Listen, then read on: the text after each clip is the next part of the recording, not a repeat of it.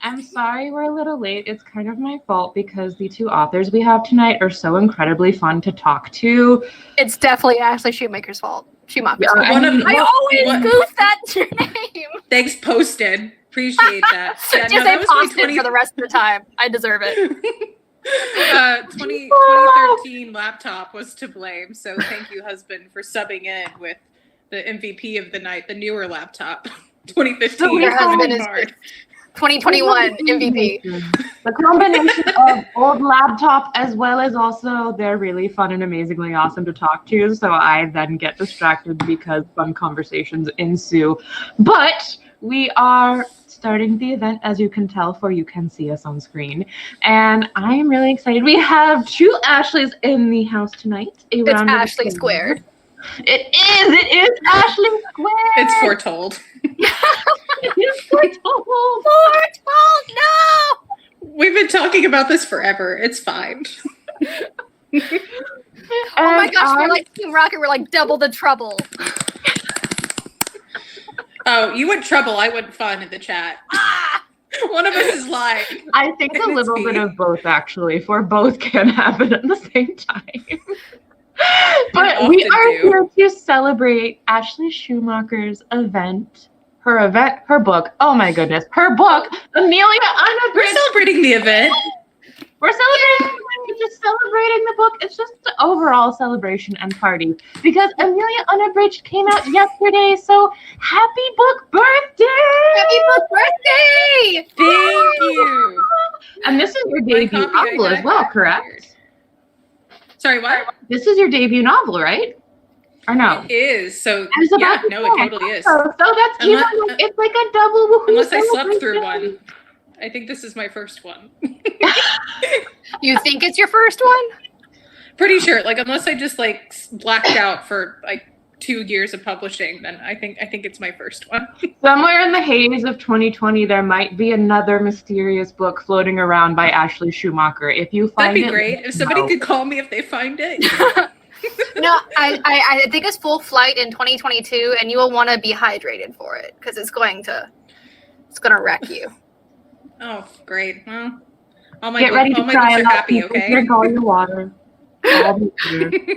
But yes, Amelia Unabridged is it's a great coming of age story, as well as a finding yourself story, because I think it has something we can all relate to. There is an amazing series these two friends are absolutely in love with, guilty as charged in multiple accounts on having that amazing dynamic with a friend.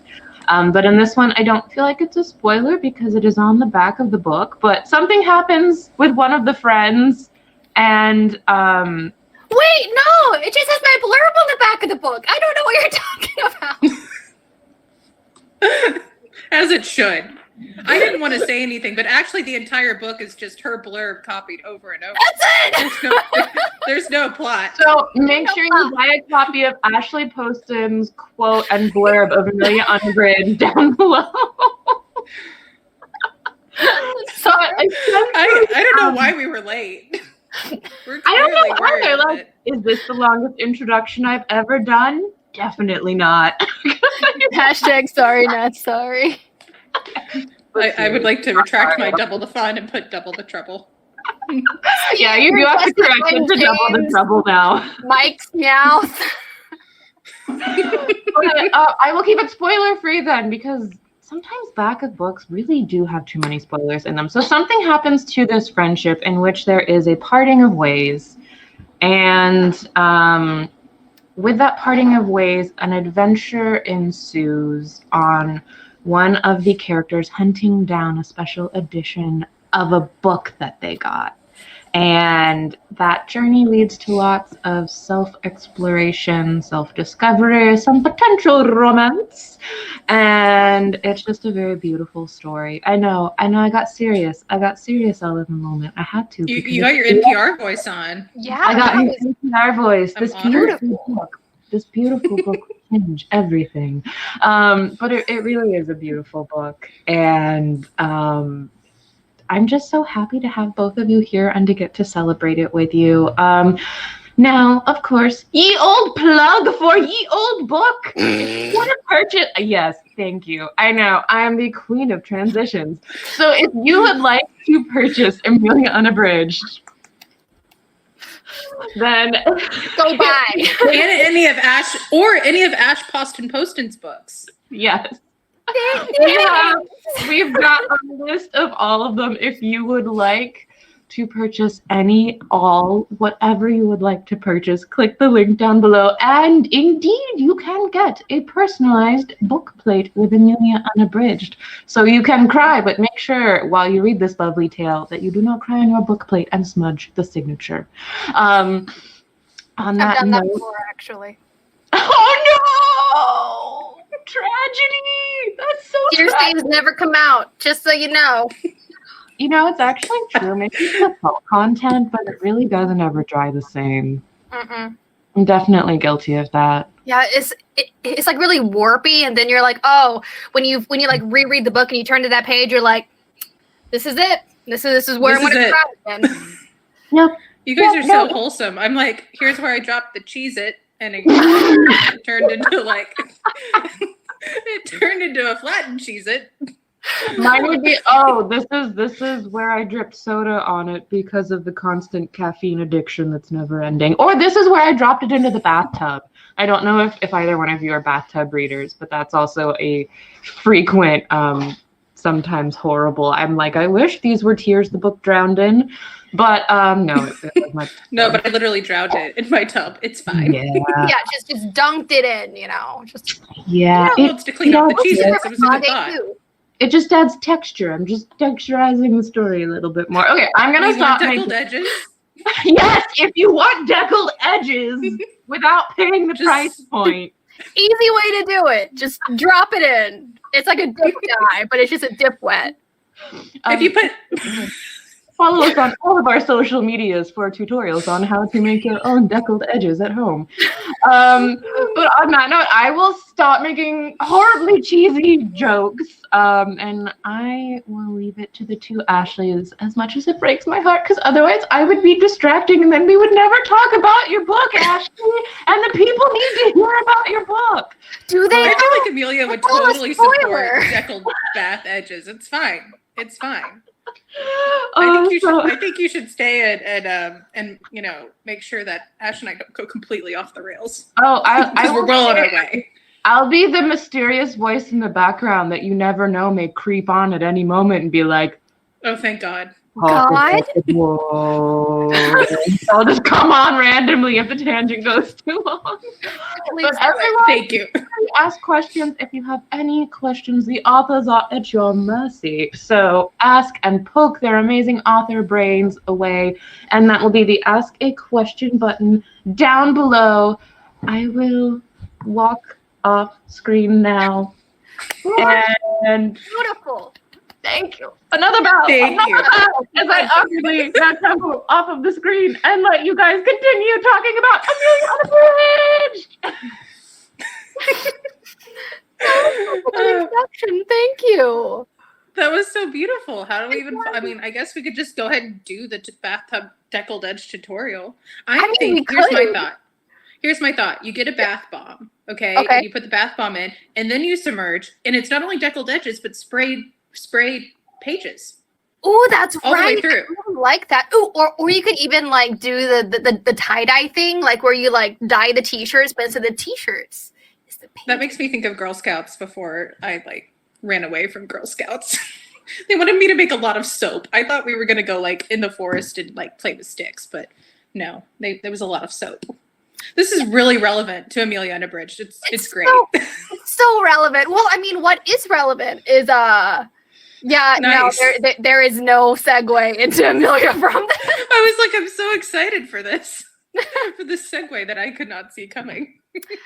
I was going to do something with like, in Girl Scouts, you have to, go out in the rain and there's a rain scene in Amelia Unabridged, but then I was like, dang it, there's a lot of spoilers here that I just can't talk about. Yeah, there's some survival skills. Maybe. There are I never had them, but yes. And there's a really good dog. There's a really good dog. I don't know what that has to do with Girl Scouts. Girl Scouts would have been much improved by really good dogs or really bad dogs.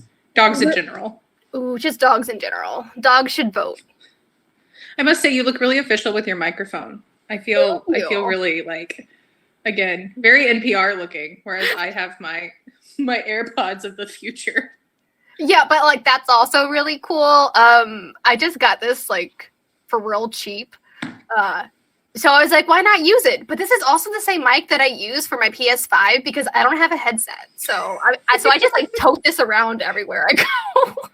That's brilliant. I'm all for it. So we should talk to the people about books. Yeah, this is a long time coming.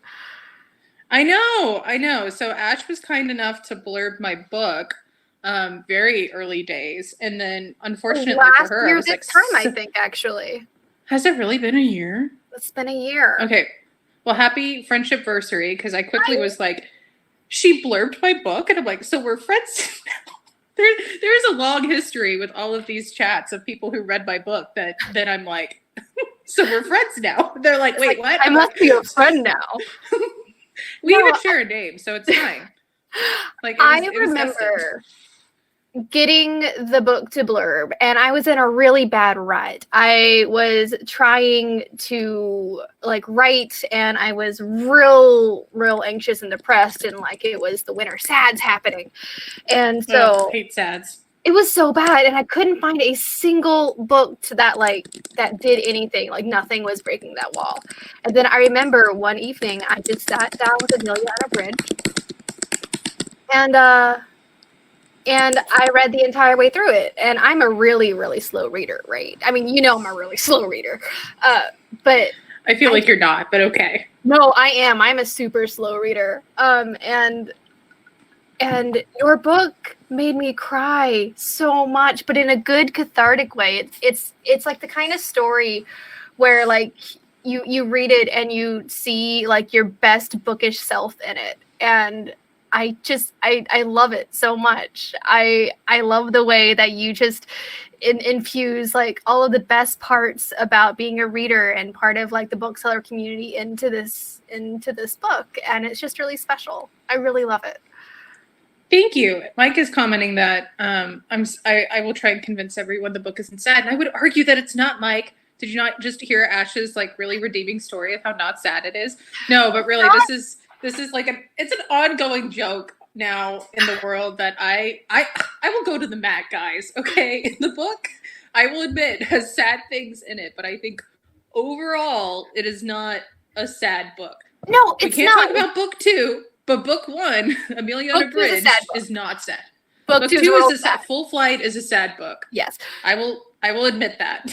Amelia Unabridged is hopeful in the way that we need books to be hopeful right now. And it's just so heartwarming. And like when I say I cried, I bawled my eyes out, but in like the best cathartic way. Like not in a Adam Silvera more happy than not way, but in the end of House of Castle, where I know that all is going to be amazing, and like Sophie's going to nag Hal, and Hal's going to nag Sophie, and it's just going to be amazing. His hair is going to get turned many different colors for so years many to different come. colors. It's great. Yeah. Yes. No, you had I can tell your thought was more direct than my thought. We should go with your thought. Yeah, but I like your roundabout thoughts. So. Well, my like roundabout thought was that I find a lot of books that are really cathartic are also inherently hopeful. Like I feel like I agree that the really like deep crying, like I bridged to Terabithia on the brain. Sorry, is that a spoiler? How many? What's the statute of limitations on spoilers for Bridge to Terabithia? You know what? Go ahead and spoil it. It's like basically required reading now, and also like Hedwig dies in Harry Potter, so it's fine. Oh my God, you're just going there. You're just we're going there. Okay. I hate to break it to everyone, but Romeo and Juliet are both dead. Yikes. Very sad. No, but I bridged Terabithia on the brain because it was it came across my computer earlier, and I was like thinking about. Don't link Harry Potter in the comments, please. Yeah, really, please don't. It was a passing mention. I'm sorry.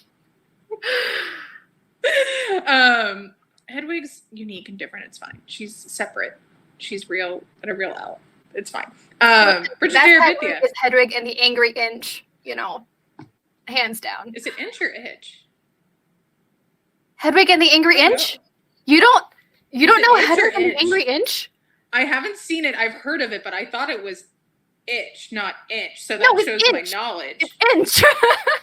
Oh, I think you said Itch. No, wait. No, did I think it was Itch? I don't know. I need to. I will do that. I will get on that. But anyway, Bridge to Terabithia is like one of those cathartic, one of the very first ones I can remember reading as a kid that did that. That was like devastating. Like, yeah, it showed what literature could do for small Ashley Schumacher. I don't know about Ashley Poston. For me, it was My Girl. That did it for me. No, I can't talk about it. And there's like a second one that I refused to see as a child. I haven't seen it. I'm not doing it.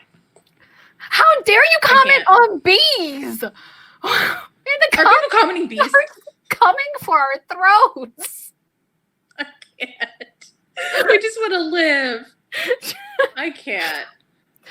Mike has never read Bridge to Terabithia. Mike. It's okay. You're not really missing much.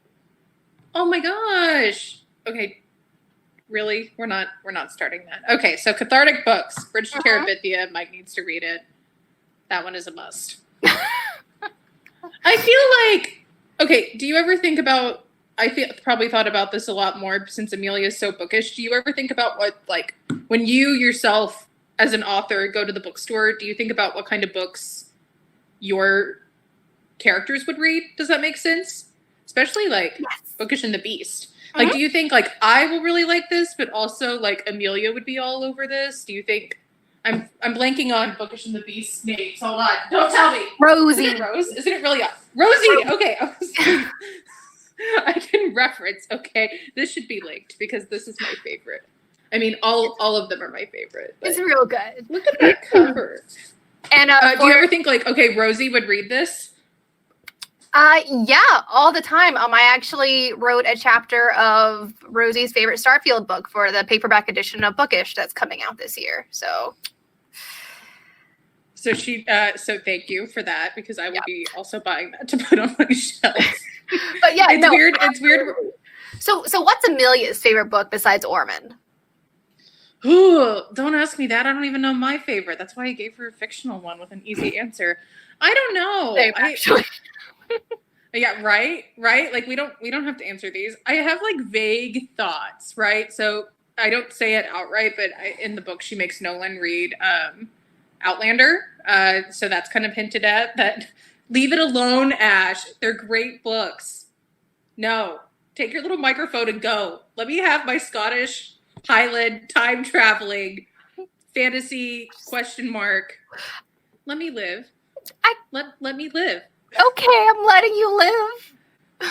Let Amelia live. Hell, let us have our things. I don't know. I feel like she would like be all over, not just like the YA. I feel like she would be better than me and be really well versed in middle grade fantasy too, because I feel like there's some really great things in that space that I keep hearing about, and I'm like buried under my YA TBR. I think Rosie and Amelia would have a lot of the same books in common then. They could hang. We knew this though. We knew that they would be friends. I see them linking Outlander in the comments, and it's making me very happy.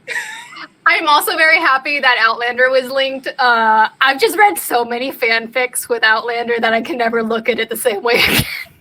Oh no! Which ones have you read? Are they like canon, or are they? We'll talk about it later. This isn't. Not for this is the place. This is the time. This is the place. This is the time. This is the bookish chat. Yikes! I'm all for it. I'm sorry. I'm like also half reading the chat because much like the squirrel on my mug, I'm easily distracted. My eyes are up here, over here. Oh my god! Sorry. So, tell me about your process for writing Amelia. Tell me, like, how did this like little like moat of a story begin? So I can never like the dumb thing about publishing, as you well know, is that we write things a million years ago and then they come out and you have to talk about them and you have to go back and remember what was happening. So Amelia was right. Like Amelia was different too, since it was my first book and I was kind of off leash. I didn't have an agent. I certainly didn't have like editor, publishing humans waiting for anything. So it took a really long time. In my brain, it took a really long time. I think actual writing time wasn't too long, but I like had to mull things over for a really, really long time. I had a scene, like the kind of like kernel thought I had in my brain never made it into the book. I had this like scene in my brain of Amelia finding Nolan at the bookstore, like just finding him there. And he was reading and was slowly like building a fort around himself as she was talking to him. Like he was slowly like dragging beanbags and like, so parts of it, you can kind of see where parts of it got kind of absorbed into the book now, but he was building a literal fortress to like try and get away from her, like slowly. I don't know. I just really could you like write that in like a newsletter, like freebie? That would involve having a newsletter, which I've sworn never to do because I feel like it would go the way of my like 3 attempts at having a blog on my website. And I'm like, here's my blog. I'm going to update like once a month. I could do that, right? And then I come back like a year later. I'm like, I mean, not even do a newsletter though. It's just like, do a newsletter update on your life, your bookish stuff. You don't have to do it once a month. I mean, look at me. I haven't published a newsletter. I love your newsletter. 2 months? Yeah, but they're so great when they come to my inbox. But yeah. They're like a happy surprise. It's like, it's great. It's great. Your Instagram's great too. I'm just gonna plug all your things because I love them all. But yeah, this is a you event, not a me event.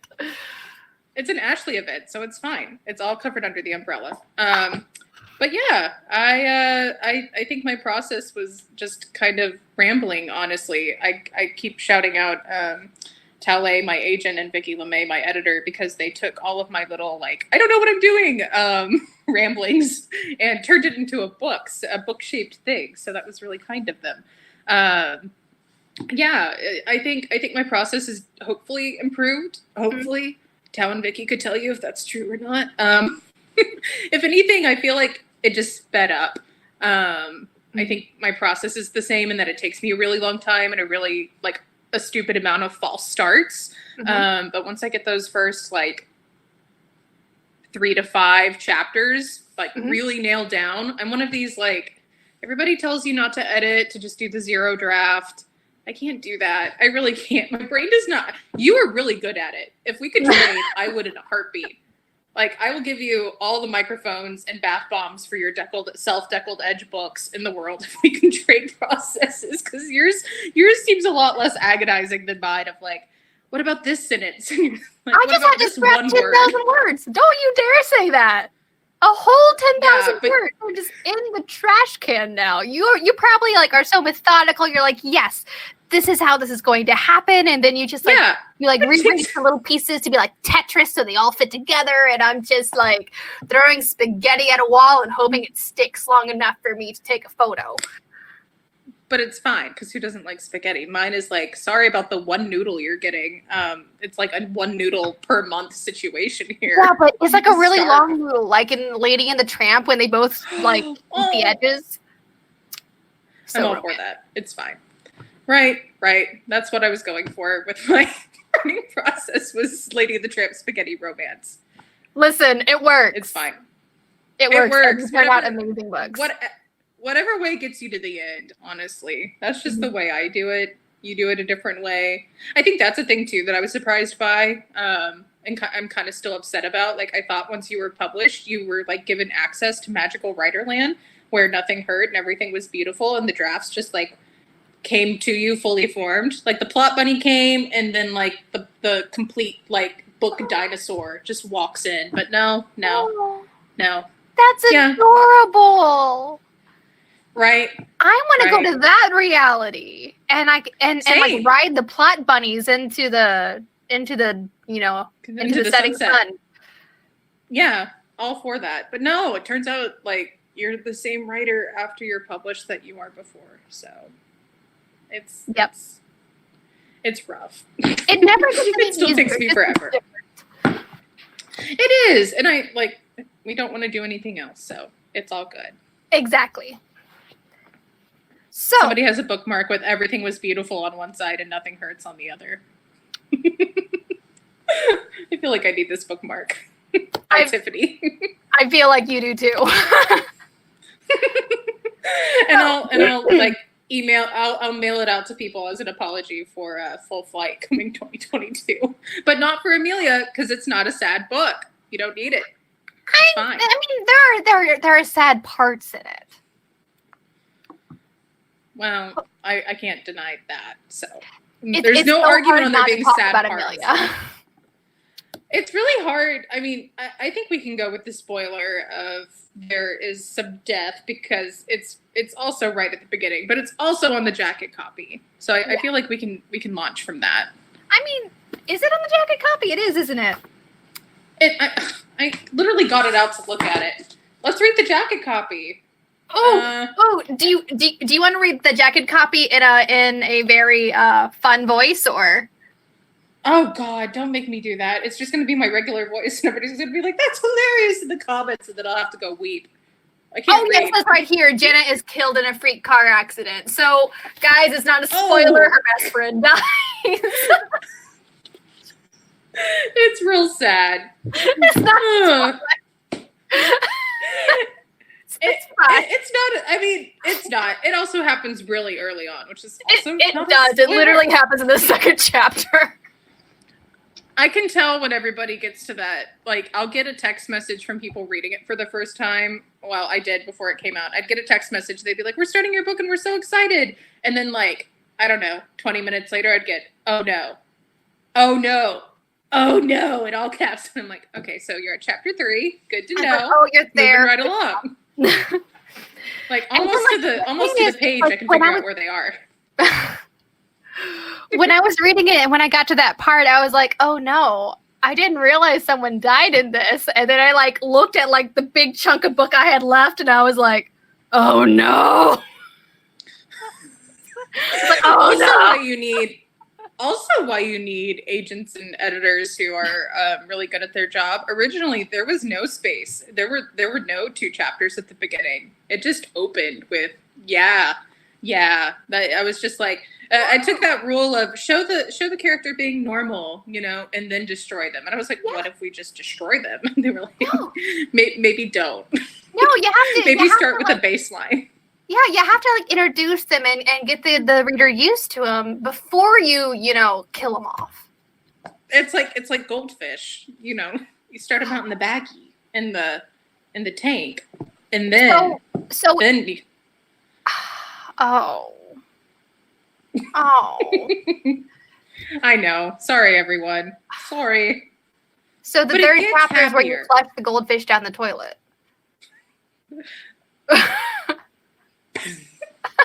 The third chapter is where your parents are frantically calling PetSmart, being like, "Do you have a blue beta? I will send you a picture.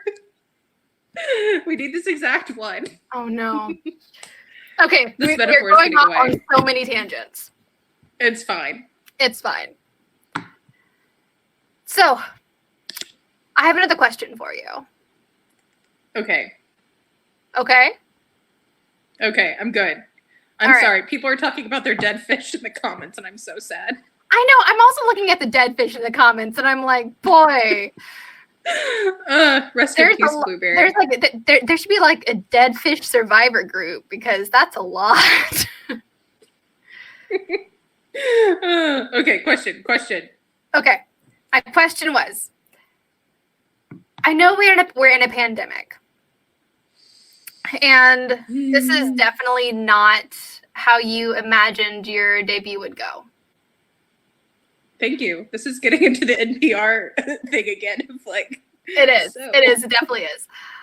What I want to know is for your first in-person event, whenever it's going to happen, wherever it's going to happen, will you dress up in a T-Rex costume with me? Oh my God. I told you, like, that's not even a question. Like, that was just you telling me that's what we're going to do. Okay. So I'm going to do it. I have many questions. So I've seen the T-Rex costumes, but I've also seen like there are variants now. Like I'm pretty sure I saw a unicorn one. So like yeah, I've seen the unicorn ones. Yeah, I think I've seen it on TikTok. So I think yes, with the addendum, unless I can't find the unicorn, unless I can find the unicorn one, and then I'm wearing the unicorn one. Okay, then I'll have the T-Rex and you have the unicorn, and we will both be extinct. Just doing an event together. Yeah, I'm okay with that. maybe we could find. So Eddie is on this. My husband is on this crusade to try and convince everybody that narwhals are not real. They're totally real. They're definitely real. Yeah.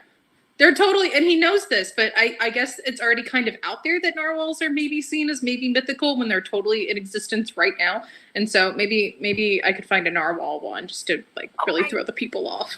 Mike in the comments just said we missed an opportunity for a shark whale combo. I'm like, no, left shark. Yes, this could have been a thing. This was yes. We could be left shark and left whale with none pizza, and we'll just be an entire internet meme. We'll just be great. We will encapsulate the entire internet into like just one event meme. Yeah, and that'll be it. There won't be an event. We'll just come in carrying none pizza and then leave. Okay, so my actual question is I was all for that question. Well, I mean, like also I just want to throw you a bone, but actual question. The actual question is, tell us about when you first found out that you were agented. Like, what's the story? Why did you want to, like, tell me your story from, like, writing a book to becoming an agent to, like, finding yourself at Wednesday. Like, how did that happen? So I feel like I, like, blissfully have a really boring story, which I'm kind of actually glad of. I read a lot, as most people do, once you start like thinking towards traditional publishing. I read so many interviews that were like, I don't know, you read the ones where people like met their agents and or editors at like these pitch events. So I looked into those for a while, but while I think they're great opportunities, a lot of them are stupid expensive. It's like, would you like to pitch an agent? It's like $100, and like you also have to fly to get there, pay to go to the event. I'm just like, oh my god, I'm never going to have an agent because all of these things I read are like, and the stars aligned, and you know the unicorns and the T-Rexes, like everything was beautiful and nothing hurt. And you like, but no, I didn't have a bajillion dollars to do that, so I went the old-fashioned way and did the slush pile. So I did a stupid amount of research, probably more than necessary. Like, not only did I have Query Tracker, but I also had like spreadsheets. And I had actually I had spreadsheets. It's like the most organized I've ever been in my life, and it'll never happen again. I feel like I'm a chaos goblin when I was querying. I mean, I was offline, like I once, but I had like very few agents I was that I wanted, and that was another thing. There were all these different like, it's the closest I've gotten to being a sports person. There were all these statistics and like methods and strategies for, and I was like, I can't do this. So I found probably about 15 or so agents that I thought would be a good fit, and I started to query. And Tao was actually in the very first batch. She was about to close. She was I think getting married, and she was like, I'm going to close for like 6 months. If you want to like submit, here's the cutoff date. I was like, oh my gosh. And so I submitted, and I didn't hear back from her for a really long time because she was getting married, understandably. And anyway, long story short, I finally did hear back from her. I actually had only sent out one round of queries because I was pretty heckin' bent on the few that I sent out. And Cal was like literally in my top 3. Like I'm still pitching myself. I tell her this all the time, but she's just amazing. She's really editorial, which I wanted. I loved her list. I love to, not only did I like love the books on her list, but I loved where they ended up, because that was something else I didn't really realize until I started really thinking about traditional publishing, was like, oh, all these different imprints and all of these different publishers do things slightly differently. And so I also really loved Wednesday from the get-go. So when it was time to sub, funny enough, Tao actually has two authors with Vicky, my editor. And so I got to talk to them before we went on sub, and they were like, we love Vicky. And I'm like, well, if you guys love Vicky, I think I'm going to love Vicky. So thankfully Vicky loved Amelia and had a really, really, really strong vision for how to make it much better than it was. Thank you, Vicky. So Tao had done a lot of editorial work with me, and then Vicky took it another step further.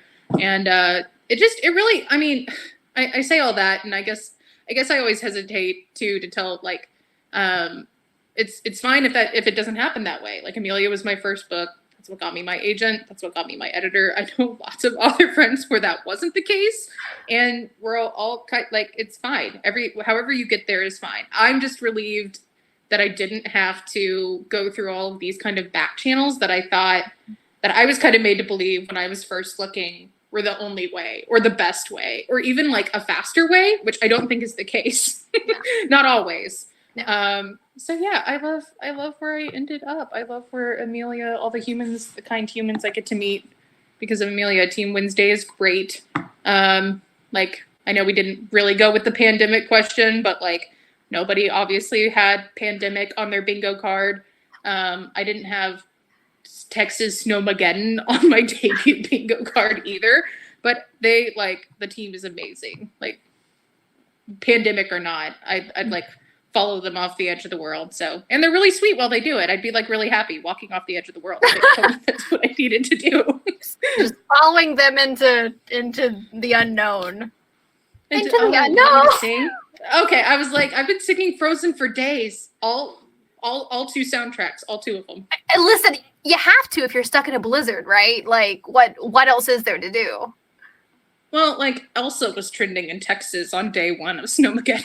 Like, this is the only logical explanation for why we've gotten this much ice and snow. Only logical explanation is not global warming or climate change. No. It is definitely a pissed off princess. I feel like maybe the climate is a pissed off princess. Rightfully so. Rightfully so. It's fine. But yeah. I see all we love Tao, we love Vicky. We do. I know, they're so amazing. Like, I just talked to Vicky like tangentially, well, however you can pronounce that. And it's amazing. So I think we should get to some questions that have been asked. I know. So let's start. Shay asks, how did you two quote unquote meet? Team Ashley squared forever. It's over when we can meet IRL. Like, there's already an absurd number of snacks that go back and forth between the two of us from states away. So like, I'm looking forward to IRL meeting. Ash, how did we meet? We met through Twitter DMs, actually. Yeah, because you made the mistake of being like, I love your book. I was like, yeah, I just started fangirling in your DMs, and then we were like, hey, wanted to chat on the phone, and then that turned into fangirling. And then the pandemic happened, and we're like, want to chat on the phone a lot, because, like, we can't go outside, and what is life? We would have been friends anyway, but I think it was expedited. So by, like, usually it'd be like, well, I'm really busy doing such and such. And it was like, what are you doing tomorrow? Like, want to chat tomorrow, please? Basically. And like, we always talk at least twice a week, but we always like manage to miss the days we're supposed to talk. Like, we still do. We had a very normal, like, it was like maybe Tuesdays, Thursdays. Like, we'll catch up, and it'd be like, is it Friday? Like, I called you this week on Monday, convinced it was Tuesday, and my book came out on Tuesday, so you'd think I would know. And I literally hung up the... You were so sweet. I texted you that. I was like, hey, you want to chat? You were like, yeah, totally. I was like, it's not Tuesday. She didn't tell me the whole time. And listen, did you not know either? No, I definitely knew, but I was like, oh, she probably doesn't want to talk on Tuesday because it's going to be a debut, and I know I'm like turtling all the way down, on the day that my book. Oh my gosh, I know. Okay, Mike is asking, what has been your favorite part? Oh, the questions are gone. I think it said of being a debut, of the debut process. Thank you, Mike. Honestly, my favorite part is all the humans. it's still like mind-boggling. Like I've had friends in other states who sent me, I went to the bookstore to pick up your book. I'm like, this is insane. Like you can go into a store somewhere else and like not my shelf and find something I wrote. So that's really fun. And it's fun to meet new people. I'm a little bit of a golden retriever. I'm a little bit of Doug from Up when he's like, we've just met. Now I love you. And like, I was hiding under your porch because I love you, but not stalkery. I want to be clear, in like a cute puppy way. Also, I'm directly challenged, so I'm not going to be able to find the porch. No, I love Edward Cullen, but no, I know, me too. I can't. Oh, how about that guy from Crave? No, we can't talk about Crave here. How come we're not allowed to talk about your Outlander fanfic, but we can talk about Crave? What? I still say those chapter titles are like works of art. So like if you printed off her chapter titles and just framed them in modern frames and put them in a museum, and that was all the museum was, it would be like a 5-star experience. It'd be like, I'm all for it. Yes, it was so much fun. I enjoy any kind of vampire book, and so I devour all of them. Also werewolf books. Also, I have read an Outlander fanfic where they were werewolves, but it was Omegaverse, and we're not talking about Omegaverse on this. We're not going there. Yes, we did a little joint read of Crave that we've never duplicated. We always are like, we're going to read this book together, and then you do it, and then I don't. Because I'm the weak link. I'm the weak link. I know. It's so sad. But I know. Can we hear your publishing hot takes, best tips for writing and publishing? I don't know if I have any publishing hot takes other than I'm still a little scared of Twitter. And I'm like, everybody keeps fleeing. It's like what is the phrase, rats off a ship or whatever, when the ship is sinking and the rats are, is that what that is? I don't know. Shanty's TikTok did not. The rats are leaving the ship. This is a thing. I've heard of Redwall. No, there's like a phrase about rat. I don't know. It's so bad the rats are leaving. I don't know. This doesn't apply to New York people. Their rats are like sentient and eat pizza. Okay, but speaking of rats and pizza and Redwall, do you think the Redwall Abbey is like human-sized or rat-sized? Oh no! Don't ask me that. Okay, well, we might as well have gone with our "Can vampires get COVID?" bit. We should have. We should have just asked, "Can vampires get COVID?" Next time. That'll be the first question we ask when we're both T-Rexes at an IRL event.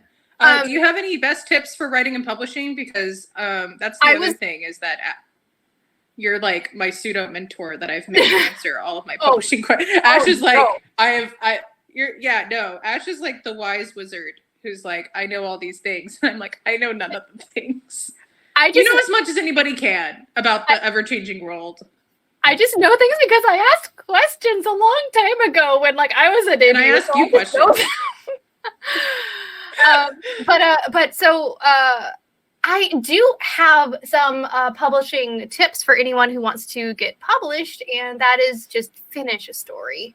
Everything else, agents, published books, bookshops, events, all that comes after. You just got to finish the book first.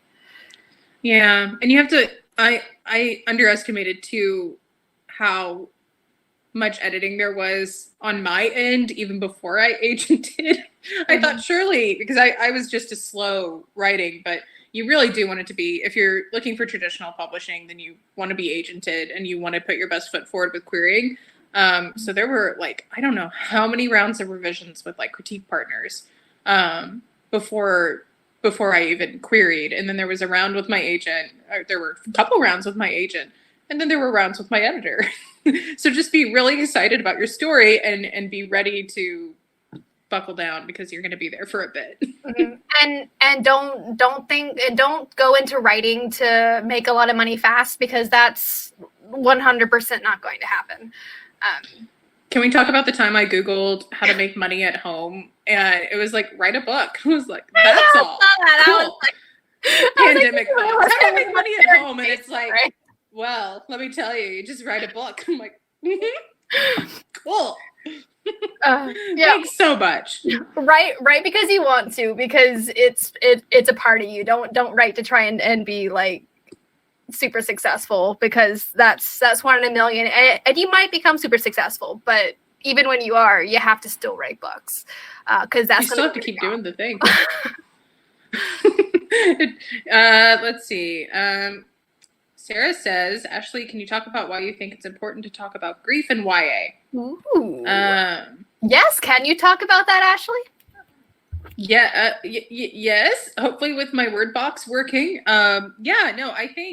I think it's important to talk about grief and YA because, like, I tend to think that really anybody who's like under 30 get really like dismissed with their emotions. I've noticed, like, if you're not, I don't know what the age requirement is. It seems they're always like 50 plus, and they're like, well, you're young.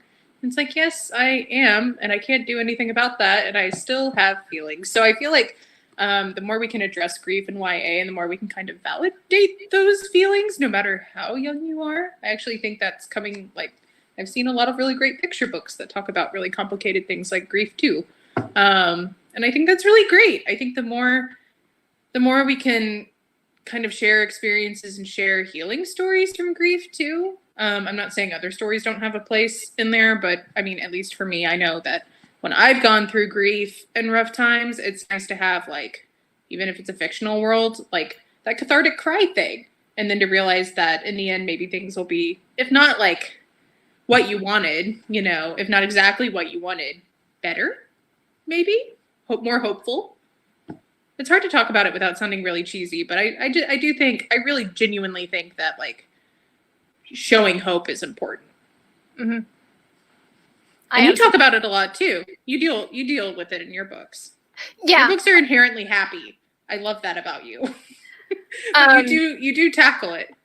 Yeah, well, I mean, so for the Once Upon a Con series, they're all fairy tales, and fairy tales just have a thing about having a dead parent. So I don't know why. The Grimm brothers must have, like, been very grim. It's like, I don't know, one's always, you know, succumbed to tuberculosis or the plague or syphilis. But don't we do the same thing, really, in YA? Like, don't we kill off a lot of parents? Or, like, we have to get rid. Yes. Or they're, like, really absent-minded. Like, they're just gone. Or you had, like, a great friend group in Arizona, but then you moved to Washington with your mom, and, like, no one there, and then you meet this, like, weird guy who, like, sits beside you in science class. Okay, you need to get off TikTok is what I'm hearing. This is the new yeah, no, I put in Full Flight, my next book, I put really active parents. It was really hard to, like, have parents, like, that were attentive. I was like, you're really cramping my plot style here. Like, the characters keep having to lie and cheat and steal to get, like, time away from parents. Yes, Mike, I did just describe Twilight. You're welcome. This is the thing I keep seeing on TikTok, and I see people doing it with fictional worlds and then also with themselves, and so I'll be waiting for them to, like, kind of do all these heavy-handed hints, and I think it's a fictional world, and then you find out it's really their life, and I'm like, oh no. Yeah. Oh no, I thought this was, like... Yep. I think we got all of the questions, so that's good. So too. If y'all want to ask any other questions, just let us know. Just ask them. If not, we're going to go off the rails again, as we like to do. Exactly. So how was it writing a book basically without a parental figure in it, in Amelia Unabridged? I mean, you have, like... It was great. The manager. But yeah, the bookish mom is in there for sure. But it was I actually originally conceived Amelia as being in college, like freshman year college. Mm-hmm. And that's why you get critique partners. A few told me, like, you're kind of hedging you're kind of straddling YA non-existent new adult here. You might want to step it back a little. And so I was like, I refused. And they're like, you realize you're talking, like, a difference of, like, 6 months. And I'm like, Okay, fine. So I had her. Yeah, but I think her age. So I think that's part of why some of YA is skewing older, is because it's easier to have characters that are more autonomous when they're like 17 or 18. Like for some reason, even in like my memory, the difference between being like 14, 15 and being 17, 18 is like 10 years. Like I mean, you don't have a driver's license. You can't math.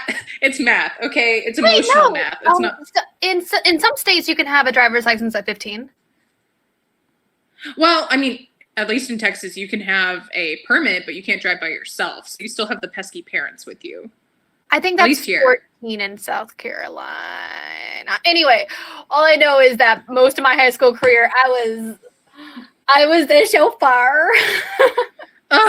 I'm a February baby, and so it took me forever. Like, I had friends born in August who, like, anyway, yes, rude. People needed to cart me around for a really long time, but yeah, I think that's why maybe we're seeing a little bit of older YA here and there become more and like increasingly popular because it's easier to get rid of the parents.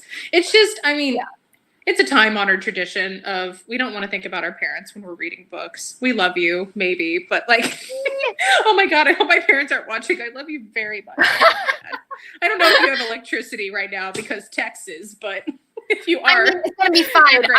I'm just so glad like you're not part of the rolling blackouts and I can actually see your wonderful pretty face. Yeah, thank you. I am concerned. Yeah, it's a mess over here. So somehow we're the angel children that aren't part of the rolling blackouts, but my entire family is. So they're like, your events are virtual, right? I'm like, you need internet for it. Best of luck. Yeah, God love them. But yeah, so it's easier, I feel like, to get rid of parents because autonomy. What is next for us both? Ooh, that's a good one. What are our next projects? But before you answer that, I want you to answer a question for me.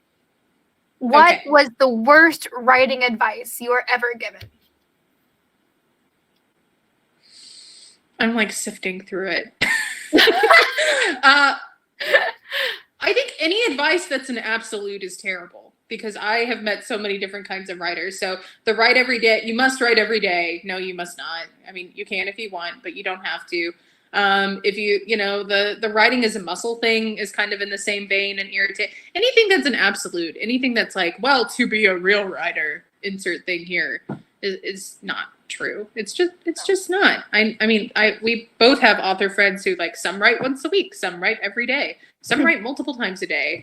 Some write an entire book in 2 weeks. Some people do that, don't they? And then they're like, oh, I'm not a fast writer. And their friend is like, what does that make me? Pray tell. Like, I don't know what you're talking about. That's not me. And then some people spend like weeks on just a synopsis that they will not send their friend. I'm working on it. Yeah, I do. I'm done with like my draft by the time you give me the synopsis. I know. I'm sorry. I finished the synopsis, then I'm like, okay, it's time to send it to the humans, and I have a slight panic and delete everything. It's fine. It's great. I'll send you the synopsis later. I really will. Okay, Ashley, what's next? Can you talk about your next things? I can't remember what next things you can talk about. You can't talk about your next things. I'll talk about my next thing because I'm a shameless plugger. Where is my next thing? I have a visual. You have a visual? I have a visual aid. I have a bound manuscript. There's very few of these because COVID is a jerk, but I got one and I love it. This is my second book coming out next year. It's called Full Flight, and it's about a marching band. She a chonky. Which Ash and I both. Yeah, she is. She really is. So Ash and I are both marching geeks of ye old marching geeks. So we're all about it. But if that's what I have next on the docket. And Ash has things that are coming soon, so you should sign up for her newsletter and follow her on the interwebs so that when she can announce things, you will know. I think the only things that I can say is that the next thing that will be announced will probably not be a YA. And that's it. This is a vague tweet, but in event form. And that's it. And it's probably coming sometime in March, but it's real big, and I'm real excited. My camera took too long to like pick up, and I was like, "Oh, this is the perfect time for me to come on because there's the silent pause as she lets people think, and I can do like a do do do do do do do noise." And then my camera took. Oh my too god, long. we're gonna go to the Twilight Zone. And I ended up just coming in during Ashley's laugh and ruining the moment. So I blame technology for that fail. I do. We know where the exits are. Alas, it's not a matter of time; it's just a matter of timing. True words could not be said. I did refrain though because of the slow timing of technology, but as you guys were like bobbing in and out, I was so tempted to come on and be like, please remember, exits are to your left and right, and do not exit. Do not exit the frame. Keep your hands and arms inside the frame at all times. Thank you. I was like, man, so tempted. Have a magical day. Oh my god, I miss Disney. Have a magical day. Oh, I miss the Kiss Goodnight at Disney World, y'all. I miss it so much. We can't talk about it. We can't talk about it. When we can go, we will go in T-Rex Yes! costumes. Oh my god. It'll be great. Could you? I feel like I want to see people in T-Rex blow-up costumes ride Disney rides. Can you imagine? I feel like they're hardcore going to not let us, but I want to. Oh, no, totally wouldn't be allowed because they are so strict with their rules, but I just want to see, like, the flailing of, like, the arms and the head. Okay, it's already bad enough when you ride the mission to Mars and, like, your skin is, like, can you imagine? You suffocate. You get a facelift for, like, 10 minutes while your like skin finally like returns to its natural position. Pay $200 to get skincare, or pay $200 to go to an amusement park and get a facelift that way. Choose wisely. It's great. It's fine. Oh. I'm glad we've got our post-pandemic plans all sorted. Disney Yes. party, book party, T-Rex. There's just you can be way more exciting than like me and my friends were just like, we have a list of restaurants where we're going to go eat our favorite food and like and like live music. We're like, oh, we can finally hear live music live and not this live streaming of live music. I'm like, I keep threatening a bookstore tour. I keep threatening I'm just gonna get in the car and like go from bookstore to bookstore until somebody tells me I've spent too much money on books. I'm just gonna go. That would be like the best road trip ever if you planned it by like iconic bookstores and then you just like went like throughout like the country on like a bookstore tour. That would be really. And you wore your T-Rex costume while doing it. There's not a I don't have T-Rex, but I could wear a Jigglypuff onesie in your honor if you come to Mysterious Galaxy. Oh my gosh, that would be such an honor. I It's would have pretty to cozy. I want a onesie. I need a onesie. I have a For dragon significance. onesie. Does that count? We could have a onesie Oh my party. gosh, yes. Yes. Do you know how exciting it would be to have a onesie party and to get to work like an adult event in a onesie? Oh my Oh my god. We could have a YA contemporary slumber party. This is gonna be great. Literally, I'll bring the snacks. like a onesie book celebration. Oh my And god. I don't know if I can I'll bring sparkling cider or champagne to celebrate the new books. Sorry, I'm like building a whole fantasy now for when. No, yeah, I know, right? This is how we live. I'll bring When the my all my pandemic is body over. pillow. Yeah. Or we just need someone who has a lobster onesie with a built-in tail because my mom legit made my sister a lobster costume and the tail was so big that everyone got to sit on it and use it as a cushion. Oh my god. Somebody on TikTok is making a for sharing. foam life-size Toothless the Dragon. We could. I see that.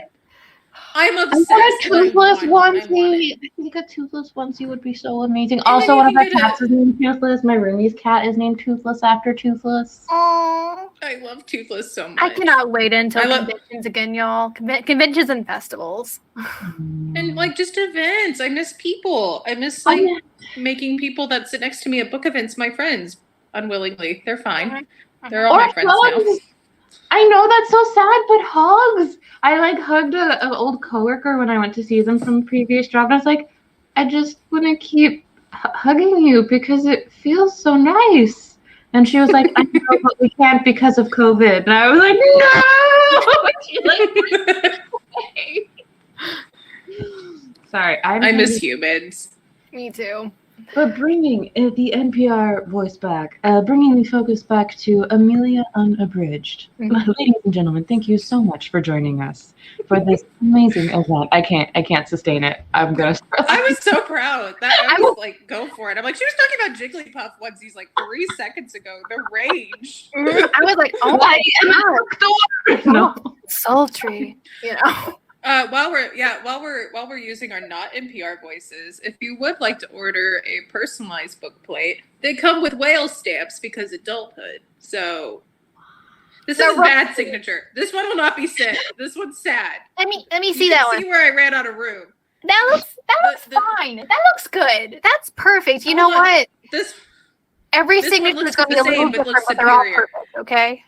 But I feel like if we edit this, I need to put in like small text underneath. Warning: signature will be more well balanced in real life. like okay, so it's just a grab bag. You don't know what you're gonna get. This one has a satisfactory signature, but the whale became. Oh my gosh, is that Luna? This is Luna. Luna High. Does she ever sing Sailor Moon songs to you? She does. No.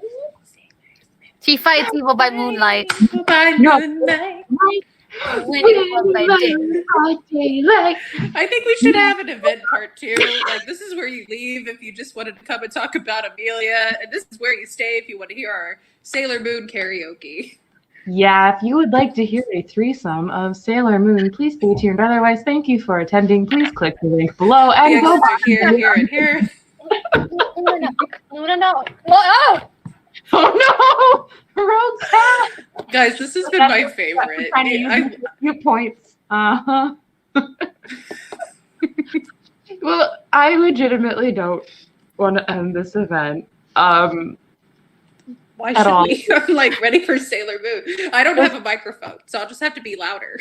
It's fine. Just scream. Okay, wait. Okay, if you had to pick, this is a quick question. Would you rather Sailor Moon theme song, Team Rocket saying thing?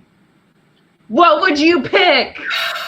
Sailor Moon. I'm sorry. I watched Sailor Moon after school for like a really long time.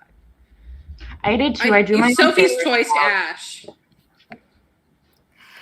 Sorry. I Okay. broke your lights. The question broke your lights. I broke your twinkle lights with that.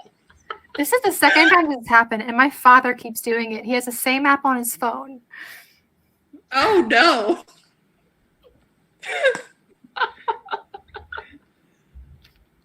He's like the little lights are twinkling, Clark. I love them. You know what? I would choose Yu-Gi-Oh. Wild card. Children's card games on motorcycles, okay? What about Digimon? That's a pleasant theme song. It's a pleasant theme song. No. Yu-Gi-Oh. Yu-Gi-Oh. What it's it's great. I'm breaking into Disney songs 10 minutes in, so I don't know why we're arguing. I know, and not even like. Put Hamtaro time and Beyblade. It's Hamtaro time. Oh God, I need to end this event. But don't speak the deep words to me. I was there when it was written. Oh my God, what was that? What kind of podunk Aslan was that? Don't speak the deep words to me, white witch. Listen. I have only seen Lord of the Rings once, so that's not Lord of the Rings. I know. No, it is. It's Narnia. It's 100%. Oh, it is Narnia. I've only seen Narnia once. Don't like we can't even say the words to you. you. You were there when they were Red North filmed. It's Aslan. by Disney and Aslan Balderina. Gandalf. I don't know. Don't at me. We have to leave. I have to go watch Dodge Shredder and pray for Ash's sins. Okay, so I'm gonna go watch. Go watch The Darkling before he was the Darkling. No, I'm gonna go watch that story about a girl who has to move to live with her dad into like a forest, and she sits next to a guy in a science class. That's what I'm gonna go watch while I work. I know. Tell Edward we said hello. I won't even have to tell him. He can just read my thoughts. Well, actually, he can't read my thoughts if I'm her. Anyways. Exactly, which is why he's like to begin with. I was like, that joke is falling flat because she's the Okay, I can't end the event and not laugh and go on another tangent. Curse the two of you for being so enjoyable to talk to. We promised chaos and trouble, and I think we delivered. See, what you didn't know booking us is that we are just two chaos gremlins in skin suits. Everybody needs to buy our books. We don't even have to read them. Just buy them so we can do another event and sing and water you after 12 o'clock at night, and this is what happens? They are great paperweights. Yeah. You can hold your doors open with them. If you would wish to purchase a paperweight, a doorstop, a you can throw them at intruders. I mean, I wouldn't think a weapon. You throw it at them and you scream, "It's not sad." Arm curls with it, or you could like curl it while reading it. You pick them up, you put them down. You pick them up, you put them down. Exactly. Or do you know what that's from? I don't.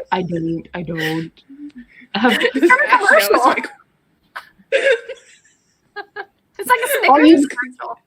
You might actually wish to purchase a book. You might. To read it. So if the inclination strikes you, and I highly encourage that inclination to come across you, click the purchase a book button down below. I don't want to say bye. You guys are too awesome, but I have to. I feel like I don't want to. Don't say goodbye. Say until next time. Until next time. It's not goodbye. It's until next time. It's not goodbye. It's only so long. It's my God. I just have to say it was super fun before you guys like fade and the gentleman callers come to claim us. Like probably everyone like watching us being like, okay, wrap it up. There's still 32 people here, which leads me to think that either they're just as crazy as we are, or their computer mice are broken. In which case, I am so sorry that you're. Okay, wait. Composed NPR voice. Everyone, thank you so much for joining us. We really, really appreciate it. Both of the Ashleys, Ashley Squared, thank you so very much for this amazing, delightful conversation. Everyone in the comments, thank you so much. I got through all of that in my NPR voice.